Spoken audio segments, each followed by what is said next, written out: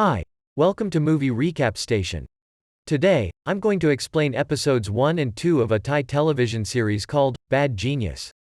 The first scene shows us the final round of a junior high school Scrabble competition. A girl named Lin is competing against Sorawis from a rival school. Lin's father, Vit, and the school's principal of a prestigious school are in the audience watching the game.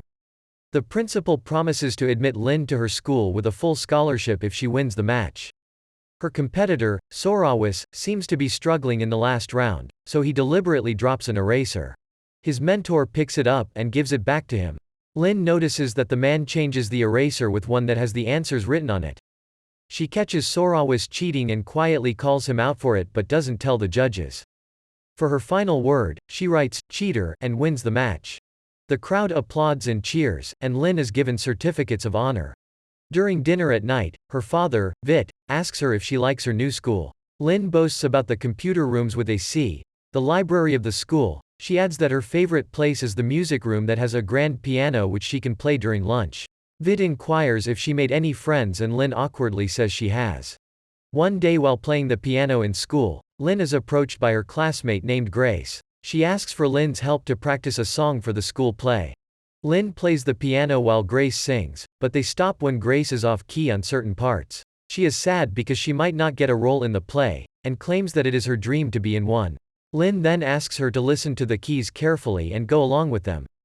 After a little practice, Grace gets the key right and is overjoyed. Before Lin leaves, Grace asks her to wait for her outside the music room so they can meet after her audition. The audition goes great, but Grace comes out of the room with teary eyes. It turns out that, according to the new rule, students who want to be in the school play must have a GPA above 3.25. When Grace complains that she has never had a GPA that high, Lin offers to tutor her. For the next few days, they study together in the library. Their math teacher, Sofan, tutors students outside of school. One day, Grace, who is also in his private class, brings a sample question paper that Sofan has provided. Lin notices the questions are more difficult than the ones he teaches in class but practices them anyway. A few weeks later, they are in their midterm math exam. For the first few minutes, Lin answers all the questions with no difficulty. But then she notices most of the questions are identical to the practice questions that Grace had. It is clear to Lin that Sofan had been providing test questions to the students who pay him for coaching outside school. She writes all the answers on an eraser, puts it inside her shoe, and kicks it back to Grace's desk. Grace gets the answers and copies them all down. When the results are out, Grace is overjoyed to get the highest marks she ever has. But since the girls score the same, Sofan is suspicious of them. He warns the girls to be careful because if he finds them cheating, he will not go easy on them. After he leaves, Grace invites Lin for dinner at her boyfriend Pat's house. In the evening, they go to meet Pat in a lavish restaurant right next to his apartment. He turns out to be a wealthy kid who is lazy and gets bad grades.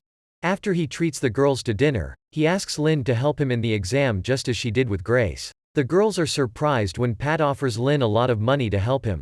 His father has promised to buy him a sports car if he doesn't fail, hence he desperately needs her help. However, Lin doesn't want to risk getting caught, so she rejects the offer. She returns home at night to her father Vit eating noodles.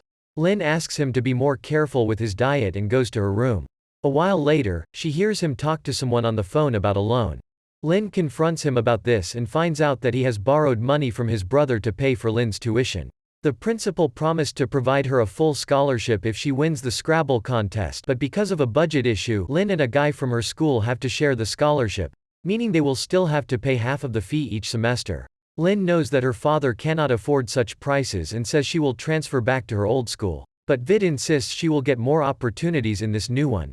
Now, to get a full scholarship, Lin will have to compete with the other guy and prove she is better. The following day at school, Lin sees a little kid trying hard to get a balloon on the ceiling. She tries to help him but cannot reach it.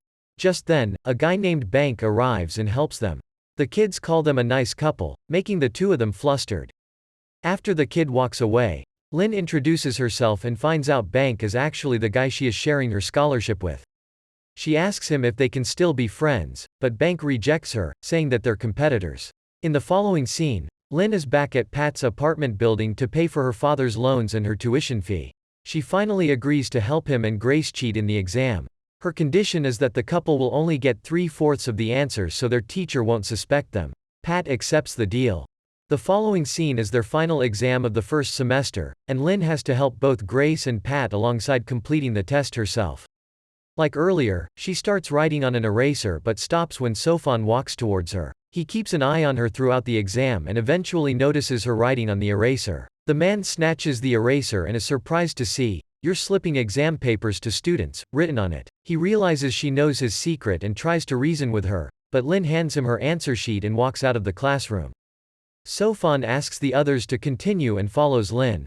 Lynn remains adamant about telling the principal as Sofan tries to convince her otherwise. He even threatens to tell the principal that she let Grace cheat from her paper, but Lynn fires back, saying that Grace got good grades because of his tuition classes. As she walks away, Sofan notices her hand is inside her pocket and asks her if she is recording their conversation. When she brings her phone out, it is revealed she has been on a call with the principal this whole time. It's distressed Sofan heads back to the classroom as the students get out. Grace and Pat thank Lynn, as everything went according to their plan. It turns out that they had planned the whole scenario beforehand. Because of Sofan's tuition papers, Lynn could complete her paper in just a few minutes. She also marked the answers on her question paper and asked Grace to exchange it with hers while she distracts Sofan. After that, Grace wrote the answers on an eraser and gave them to Pat, and all three of them did great on the exam.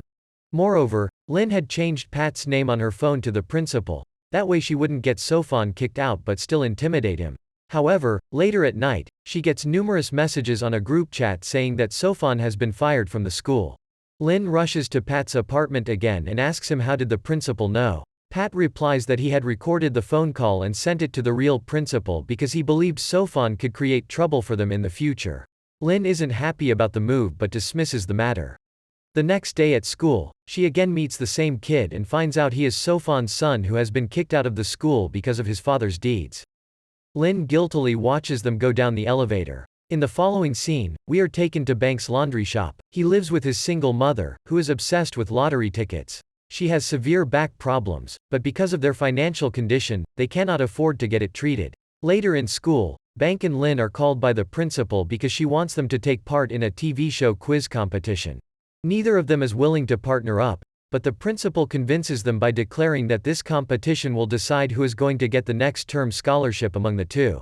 Hence, even if they are partner, the one who gives the most answers will get the scholarship. The very next day, they are on the set of the reality show. The quiz starts, and Bank gives the first right answer, followed by Lynn. The duo leads by 2 points but is soon overtaken when Bank hastily says the wrong answer. Lynn suggests that he think and discuss with her before throwing random answers. If they go against each other, they might lose the quiz. So, for the last question, they discuss the answer. The other team answers first but gets the answer wrong. At last, Lynn cites the right one and wins the competition. The following day, they are at the principal's office, where she tells them that Lynn has won a full scholarship. She asks Bank to apply for a scholarship again next semester and dismisses them. After the meeting, Lynn tries to comfort Bank, but he ignores her. Later, we see him take his mother to a government hospital, where they have to wait for hours for her turn. He also tells her that he didn't get the scholarship, but the mother quickly hides her disappointment and assures him she will collect the money before the next semester. One day at school, Pat calls Lynn into the computer lab and asks her if she will stop helping him cheat now that she doesn't have to pay for tuition. He laughs at her when the girl says she doesn't need his money anymore. According to Pat, the school will still take fees for extracurricular activities that she probably doesn't know about. Lynn doesn't react but realizes he might be telling the truth. So when she returns home, she goes through her father's drawer and sees that he has paid the school a total of 200,000 baht as a maintenance fee. This makes her realize that a full scholarship is just a publicity stunt for the school, and they still make money from all their students. Lynn quickly calls Pat and asks if there are more people willing to pay her like him. The following day, Pat arranges a meeting with Lynn, Grace, and his rich friends who all need Lynn's help. She asks all of them for 30,000 baht to help them cheat for one semester. They will have to pay Pat, who will in turn give the money to Lynn so there is no proof of payment. But since there are many people, passing answers on erasers would be too risky. Hence, Lynn comes out with another plan. She remembers there is a clock on the front wall that is visible to everyone. She declares that the minute hand on the wall is the number of the question they are on. Similarly, since the questions are multiple choice, they will have 4 options. The second hand on the clock will be the answer. So if the answer is letter A, Lynn will raise her hand when the second hand reaches 1. If the answer is B, she will raise her hand when it reaches 2, and so on. The exam will be held for 2 hours, and there will be 60 questions in total, which means Lynn will have to complete hers in an hour and dedicate the next hour to help the others. The test goes exactly as they had planned, but midway, a bank who is sitting right next to Lynn asks her to stop moving so much because he cannot concentrate. Suddenly, he drops a piece of paper on the floor that the teacher sees. She takes the paper from him, believing it is a cheat, but it turns out to be the list of customers' addresses from his laundry. She then urges him to bring everything out of his pockets, but a tired Bank accidentally pukes on his paper. Everyone in the class laughs at him as he rushes to the washroom. In the evening, Lynn goes to Bank's home, telling him that she doesn't need the scholarship anymore, so she is giving it back to him. It's surprised Bank asks her why, but Lynn hides the fact that she earned enough money from helping her friends cheat. Instead, she says that her father won the lottery. Bank happily offers to do her laundry for free as a thank you gift. He then tags along to take her home by bus. The episode ends as he says he wants to be friends with Lynn. Subscribe for more videos like this, turn on the notifications, and leave a like to help the channel out. Thank you for watching.